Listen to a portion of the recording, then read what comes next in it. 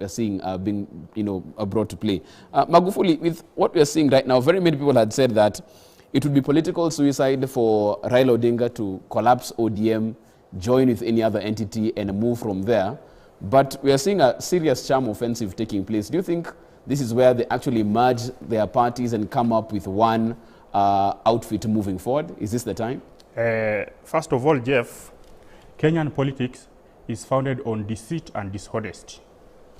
And I can say today that ODM is not playing its role in parliament. It is just seeking Uhuru's attention. And I can also say that in NASA, the NASA principals are not playing the oversight role. What they are doing is just to seek Uhuru's attention. And Raila, Raila has betrayed Mudavadi. Mudavadi is saying Raila has betrayed him. Raila has betrayed Kalonzo. Raila has betrayed Weta. They are all saying that they had an agreement 2017 that when it reaches 2022, now Raila will support them. But now Raila must support Uhuru so that he runs away from the coalition agreement. That is what happened. Then Uhuru, on the other side of the Jubilee, Uhuru does not want to the coalition agreement between Ruto and Uhuru. Uhuru does not want to put into consideration kumi yangu, kumi yako. So what Uhuru is doing is trying to run away from Ruto so that they can form a coalition with Raila about the BBI. BBI is not about BBI is not about Kenyans, by the way. As for me, I don't support BBI. I don't support hustle aside. What's the BBI about then, in your perspective? BBI is about interest. It's about interest between Raila and Uhuru. Okay. There's nothing like Kenyans. Before I jump to Dennis, because the president has said severally that he's not planning to run after 2022, then what is his stake in the BBI and the amendment bill right now? He may not run, but he may be the prime minister. Yes? It was said that the prime minister will be voted by the parliamentarians in the BBI. So he may not run for election, but he may become the prime minister. Another thing, I want to say that BBI, I want to say that in Kenya today, Kenya does not need a new constitution. What Kenya needs now is to change those people. They are tired. People are tired of Uhuru. They are tired of Ruto. They are tired of Raila. Now it is to remove Raila and put a member there. Okay. Yes, to remove Ruto and put my friend here, Dennis, there. We don't need a new constitution. Dennis, let me come to you, even as you're put in that particular position. Because what we're seeing right now is very interesting times, and the charm offensive that's taking place by Raila at this point. We've seen the same script on both sides of the political divide, broken promises. So it seems, to what end do you think this goes the distance with what Raila is trying to achieve, and what merger does this, does ODM actually fold, and we have a new party forming from this particular alliance? First of all, I was just laughing when my brother here was talking, because there's a lot of humor in his statements. But I think from what he said, remove, I think the strongest indication that there is on the ground right now is that the next president of the country, or the Republic of Kenya, is William Ruto. By all means. I mean, he has a grand following. He's the most stable politically. He has a new party. And thereabouts, so any political pundit will tell you that the man to look for is William Ruto, by all means necessary. Anybody who would compete against that thought is blind. And that's the reason why a lot of these coalitions are coming. These coalitions are fight Ruto coalitions. Technically, I know Raila called it Bweka Bweka coalition. So it means there's a coalition of a dog that's supposed to fight William Ruto. But of course, it's not a watchdog. Maybe one of these street dogs. But coming to critical matters, Jeff, is that when we analyze coalitions in this country, we must not forget the hellish road that coalitions have taken us through from independence. You remember Kibaki's posture in fighting the KANU NDP coalitions. We have never received anything good in this country from coalitions. In fact, Jeff, allow me to do some political science analysis.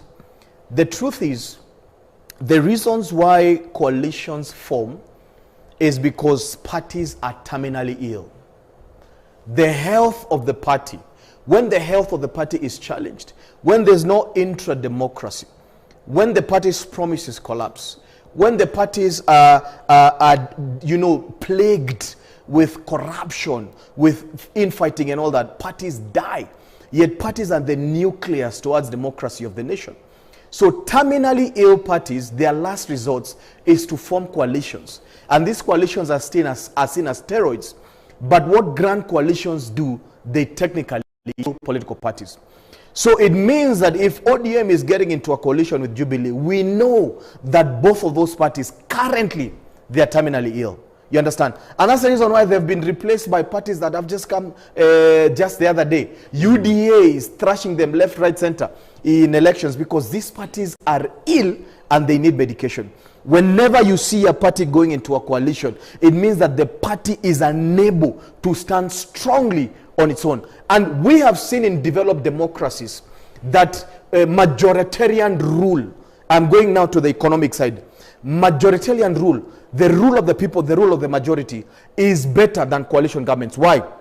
Because coalition governments, number one, are extremely expensive. They form bloated governments, fragmented governments. Any economist who is worth their salt will tell you that a grand coalition government will dilapidate the country. The fragmentation, the expensiveness, hybrid government systems is not what this country needs now. The country needs one political party that is stable. Why? Because the systems of inclusion are already in our constitution. And then, Jeff, there's something critical that we have to analyze. We have to call this so-called pre-election coalition a dalliance, a short, convenient, romantic affair meant to take power away. It's sort of the Delilah and Goliath, Delilah and David story. You know, the problem is that this coalition wants to snatch power again from Kenyans. But the truth of the fact is that we must ask ourselves about, we must question ourselves about the posture of the government and the posture of Jubilee. Why would a sitting government be standing? What is the interest of a sitting government that is retiring? Why do they want to form a new government at the end of the day? Yet what they're supposed to be doing is, my third point, is strengthening institutions of government. Because this coalition is going to weaken government institutions. The oversight authority, ODM, has killed it in the legislature completely because they've taken the form of an amorphous government in a government. You understand? Today, there is no DM person who is questioning the excesses of Jubilee. They're even blind to it, yet they're not even eating from it at the end of the day. You understand? And then one funny thing is that the president cited that he will endorse somebody from NASA. Two wrong things in there. NASA is defunct. Why is the head of state interested in resurrecting a defunct organization that was killed by deceit of Raila Odinga at the end of the day? Now, the NASA agreement said that Raila Odinga can never run again. So it means that the head of state is not interested in seeing Raila as a presidential candidate in this country. The other thing that happened is that you had the guys calling themselves Bweka Bweka, whatever it is. These guys cannot come together. And these guys have formed the One Kenya, whatever it is, that one of guys who, my brother said, who are looking for endorsements. So there is something sinister that is happening here. And I think if Raila Odinga is worth his salt in terms of the liberation movement he spoke about, he will make sure that he alienates himself from that kind of drive at the end of the day. But strongly speaking, is that UDA and the deputy president is a strong party to take this country forward. We are tired of this kind of alliances and illicit sexual relationships. You said quite a bit about Jubilee Party. We have a member of the party here, the chair of the Youth League. Solomon, let me come to you. Let him tell us. From where it stands, and it's a question that has been put forth, even as we talk about this particular alliance that might take place, wasn't it possible for Jubilee Party to look within and find a leader who could actually take the party the distance in 2022 instead of looking for ODM as a partner moving forward? Wasn't there any competent person to take over the mantle from the current party leader, President Uhuru Kenyatta? I think the politics of the world are evolving. I think it is good for Dennis to notice that whatever is happening in Israel is actually shocked all of us. That for the first time, an Arab party is supporting a government, an alliance that is in government. So is in Kenya. We have the former Prime Minister, Raila Amolo Odinga, joining hands with Uhuru Kenyatta to bring smooth running of the government in this country. And that's not a big deal. But Jeff, let me tell you, when two lovers come together and agree to be in a relationship, they are not supposed to be stagnant. They're supposed to move on. If it is getting into a marriage, get into the marriage. For richer, for poorer, for better, for worse. And I agree now, ODM and Jubilee have come a long way now. Since 2018, the March 9th handshake, it has now been around 4 years now. I think we should be seeing some fruits. We should see some steps taken. And I want to assure you that, Jeff, joining hands of Jubilee and ODM, or the alliance between ODM and Jubilee, is the death, is the political death, as far as William Ruto is concerned. And I want to assure you that in this country, we have two people with a magical following. And Dennis, William is not anywhere close to that. Who are those? The people with huge following, political followings in this country are only two. And that is Uhuru Kenyatta. He's, you see. And Raila Amolo Odinga. Uhuru Kenyatta was voted by 8 million Kenyans. Raila Odinga was voted in by 7.1 million Kenyans. William Ruto in 2017 was not voted by anyone. And it's good to see where the Kenyans are. Now, when Raila Odinga and Uhuru Kenyatta joins hands, William Ruto do not stand a chance. And they are not coming alone. Remember, President Uhuru Kenyatta is in very good working relations with Kalonzo Musyoka, Musalia Mudavadi, Ali Hassan Joho, Wycliffe Oparanya. So, when all those gates are closed, and it is interesting for me to say this, that the Kenyan politics have tend to take a regional angle. So when you go to Eastern, you're going to meet Kalonzo Musyoka. So if Kalonzo closes the gate for William, where does he penetrate in? Go to Coast, there's Ali Hassan Joho, who is in very good working relations with Raila Amolo Odinga and Uhuru Kenyatta. So if Joho closes the Coast gates, where is William going to penetrate? Solomon, I just go to Western and you're going to meet Mudavadi, I just want to Wycliffe. understand. So I get the concept, but what I don't understand is when you say they close the gates, what does that exactly mean? They won't be able to campaign there, or what happens? This is exactly, he doesn't stand a chance. And you saw it in the by-election. He tried to bring some funny parties there and candidates. You saw what happened. 82% went to Wiper. Jeff, and he was left with about, let me finish, he was left with about 10%. That tells you Kalonzo Musyoka retreated to Ukambani and camped in Machakos and ensured that the Wiper candidate garnered over 82% of the votes. That's what I mean, that he's going to consolidate his support in his region, and he's going to bring the whole amount of votes into the basket of where Raila Amolo Odinga and Uhuru Kenyatta will be. And that is what is going to happen in Western. So, eventually, William will be left to what I've been telling him all along. Can you first go and consolidate the rift? Okay, Dennis, that is where you come from. There, but Solomon, I also want and that's why you can garner automatic support. Okay, Solomon, before I get to Dennis, because he has, I think, a couple of rebuttals right there with Magufuli as well. Yes. But for your party leader, who's also the president who's serving his second term, what interest does he have politically? What happens after he exits the scene? Because he has said severally he won't be running again, either as president, and even to become PM, he would have to run as MP to become prime minister as well. So of what benefit after this? The biggest mistake some Kenyans, a group of Kenyans have made, the biggest mistake they have made is to think of Uhuru Kenyatta and compare him to Gideon Moi, to Daniel Moi, to Jomo Kenyatta, or even Mwai Kibaki. This is a president who is exiting the stage at the age the former presidents were getting into government. And people must not actually think that President Kenyatta will not have a say in 2022 politics. I want to assure them, and I want them to take this to the bank, that he will be greatly involved in 2022 politics.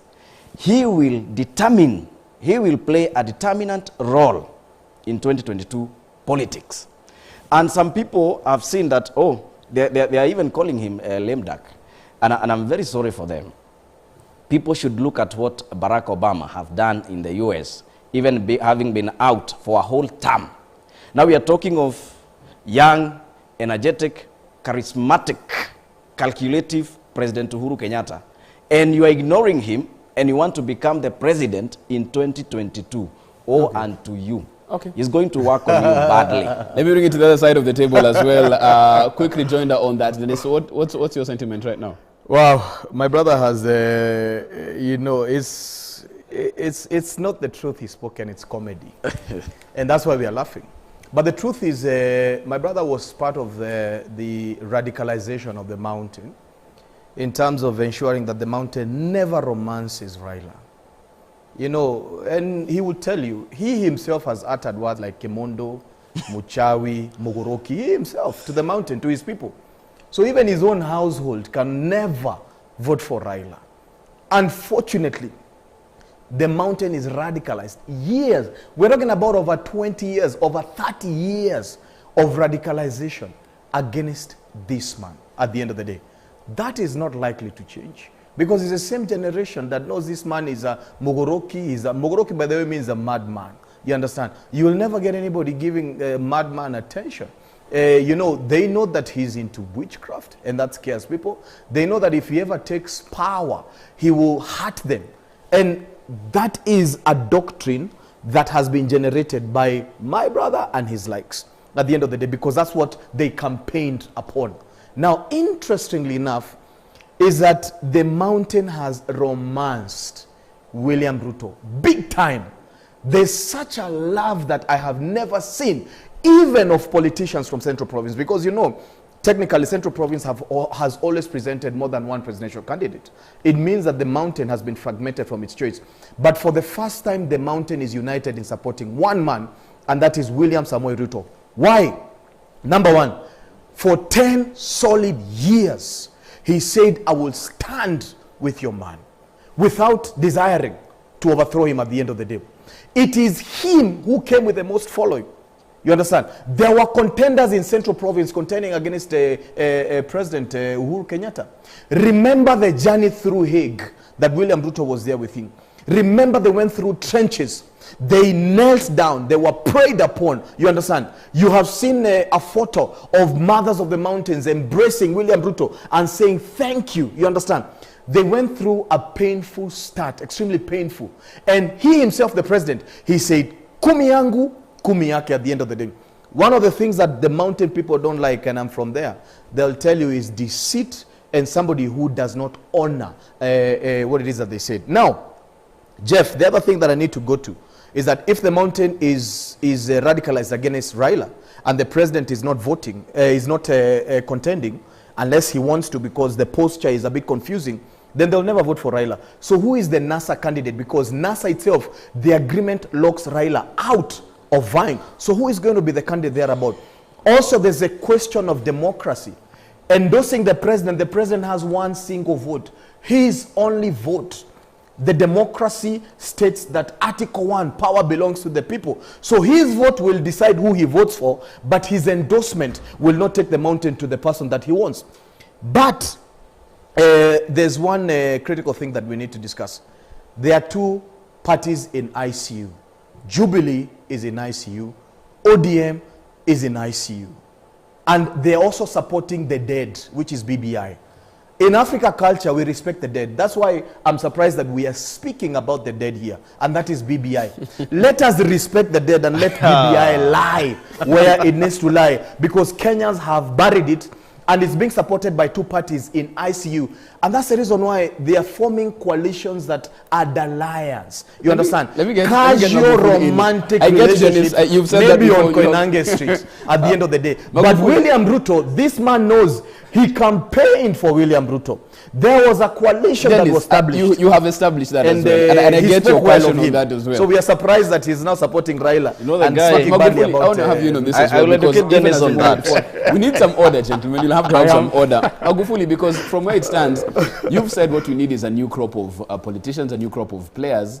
What's stopping this crop of leaders from coming in? Because even as you talk about alliances being formed or broken, it's the same people you've seen. It's Dr. Ruto, it's President Kenyatta, it's Mudavadi, it's Wetangula, it's Kalonzo Musyoka. Why aren't we seeing Magufuli at the front? Why aren't we seeing Dennis Tumbi at the front as we talk about these new alliances taking shape? You know, Jeff, I am surprised that my brother Dennis of Agano Party is supporting UDA. It could be an alliance in the making. We don't know. At least not yet. I am very surprised. What kind of a surprise? Number one, I still hold my views that Kenyans are tired. Kenyans does not want Uhuru. Kenyans does not want Raila. They don't want Ruto. They don't want Wetangula. They want a change.